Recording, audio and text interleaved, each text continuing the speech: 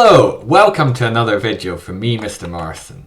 Since the World Cup's coming up, I thought I'd give you a tutorial to create a football themed game in Scratch. So here I have a goalie game. Aim of the game is to save as many of the balls that are coming at the goalie as possible. If you don't manage to save it, then it goes down as a miss. And if you get more than 5 misses, then it is game over. So let's see, it's going to be game over now.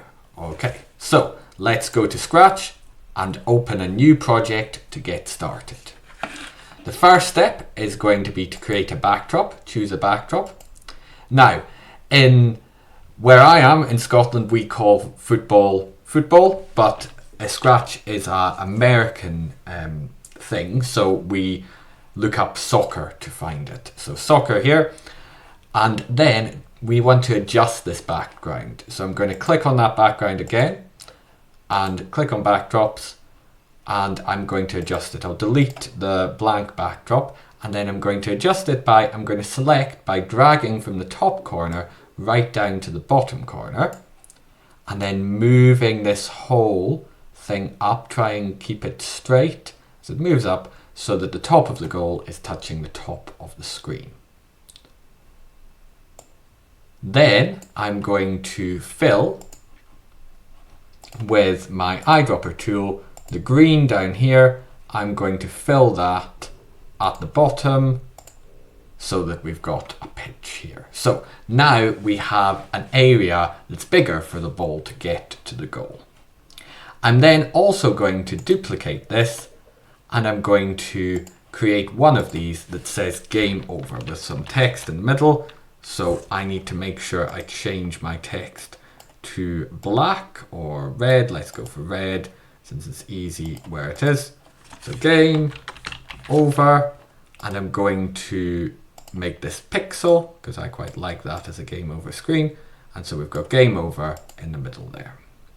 So I can also rename this to say game over so it's clear what it's going to be.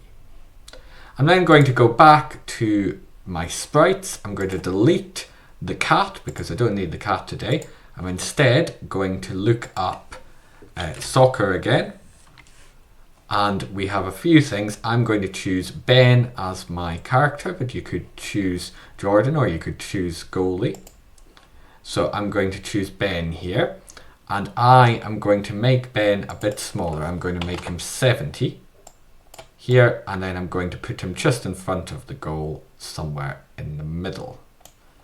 I'm then going to make sure Ben's in the corner up here. I'm going to go to events, and when green flag is clicked, and then motion, go to, and this will just be whatever position he's currently in. So you see this adjusts as I adjust the position. So that means starting him in the center is good. Then I'm going to go to control and forever, and then an if statement, and it's going to be an if sensing touching. So if touching, sorry, if not touching actually, I need if key pressed to begin with. So if key left arrow is pressed, then we'll do change by. So we're going to do change X by, and we're going to make it -10. Now I'm going to do a trick to make things quicker. I'm going to right click on this and duplicate it. So now I've got 2 of these, but I need to change the second one to say right arrow and make sure the second one has a +10 in the box. And that's all you need for the goalie. So that means currently we move left and right. I'm actually going to, for a second, change this backdrop to the soccer so that we see that while we're not getting distracted by the game over bit. Then I am going to choose another sprite, and I'm going to find soccer ball, so football. And in our football, I am going to do a few things. So there's a bit more code involved. So we're going to have when green flag is clicked to begin with. Then I'm going to go to variables. I'm going to make 2 variables this time. So I'm going to make one that's called saves, and I'm going to make another that's called misses. So we've got our saves and misses. They're going to appear in the corner. And I want to set saves first of all to 0 and then set misses to 0 as well. Then, so this is every time the game starts, we're setting them to 0, and we would also like to switch backdrop to soccer. So it's the soccer backdrop that displays each time. Then I'm going to choose hide, and then we're going to have a forever. Now, we're going to generate this ball somewhere in the bottom every time. So we're going to create a new ball each time, and that's called cloning. So if I go and I wait for 2 seconds, so every 2 seconds, we want to, and it's down the bottom of control, create a clone of myself. So create a clone, and then when I start as a clone, this gives each clone instructions. So I'm going to again have show, and this means we show the football, and then we're going to have a go to, and we're going to have 2 coordinates. We're going to have in operators, we're going to have a pick random between -200 and 200, and then y is equal to -150, and then we're going to do a point in direction, and we're also going to make that random. So random, pick random between, oops, I've dropped it in the wrong place. Pick random between -40 and 40. So currently, so the go to X, that means it's going to pick a random position at the bottom here. And then the direction, it's going to pick a random direction between 2 points. So it's going to be a V shape. So we're not doing the whole thing, so it's not going in any other directions except towards the goal. Then we're going to go into control and forever, and inside forever we're going to have a motion, and we're going to move some steps. So that's the ball moving towards the goal. I'm actually also, while I'm at it, going to make the ball 70 so it's smaller. Then I am going to go in and do an if. Now, so we need different conditions. We need when the ball hits the backdrop.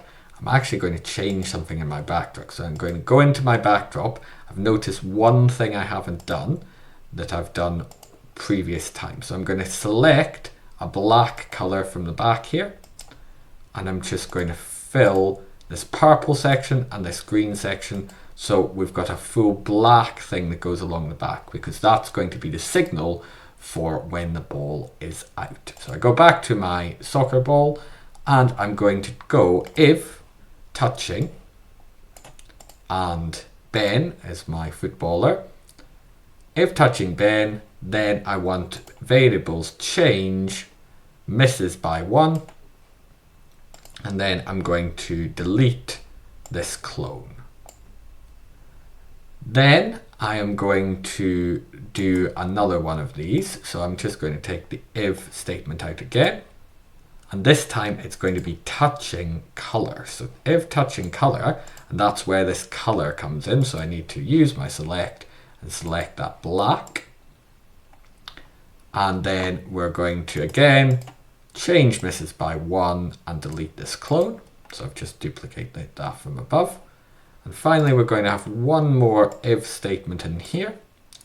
And we're going to have an operator, if, and then variables misses. If misses is equal to, let's go for 5. You could change that number. I felt 5 was quite a good one to do. And then we're going to switch backdrop to, and game over. Finally, we need to go to control and stop all. So that means that finishes the game. So now we should have our completed football game. Let's open up full screen, press the green flag and see what happens. So ball appears, that's good. And I've already missed one, but that's okay. Oh, now something's not happening there. So let's stop for a second. So I need to see, what have I not done? If touching Ben, oh, I have said that this one is misses. I need this to be saves. So if touching Ben, I need to be saves. So I'm going to keep this in the video because it's useful for you to know that it's quite easy to miss things when you're creating these. So make sure touching Ben is saves. So now, hopefully, when I press the green flag here, then the ball starts, and when it touches Ben, we've saved the ball. But if it touches out, then it's a miss. So we'll keep going, and we'll double check that when we reach 5 misses, 4, 5, it's game over. So that's the game working. There's lots of things you can add to this game, but have a go, see if you can create it, and I hope to see you in another video very soon.